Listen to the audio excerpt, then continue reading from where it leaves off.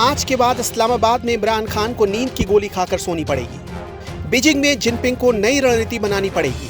आज के बाद दुश्मन अपनी गुस्ताखी पर बार बार सोचेगा, क्योंकि 2020 का हिंदुस्तान राफेल वाला हिंदुस्तान बन चुका है। राफेल लड़ाकू विमान अब भारतीय वायुसेना का हिस्सा हो गया है। अंबाला एयरबेस पर जब राफेल का सेरेमनी वेलकम हुआ तो न सिर्फ आसमान बल्कि धरा का चप्पा चप्पा इस गौरवशाली पल का ऐतिहासिक गवाह बना।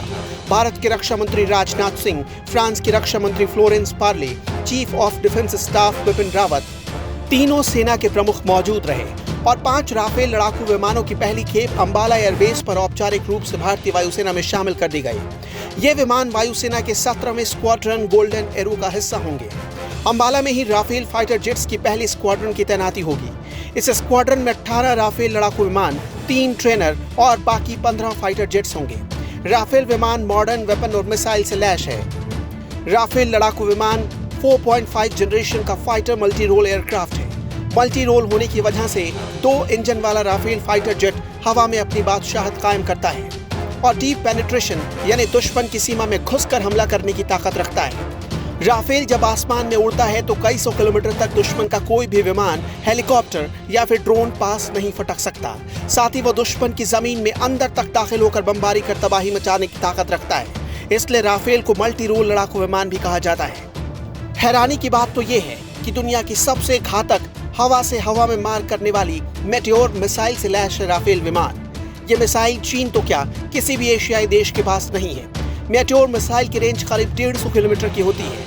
हवा से हवा में मार करने वाली ये मिसाइल दुनिया की सबसे घातक हथियारों में गिनी जाती है। इसके अलावा Rafale fighter jet SCALP cruise missile से भी लैस है, जो 300 किलोमीटर तक मार करने की क्षमता रखता है। यानी बालाकोट एयर स्ट्राइक के लिए अब पाकिस्तान की सीमा में जाने की जरूरत नहीं। भारत अपनी सीमा से ही बालाकोट स्ट्राइक को अंजाम दे सकता है। इसके साथ ही इसमें मीका मिसाइल भी लगी है।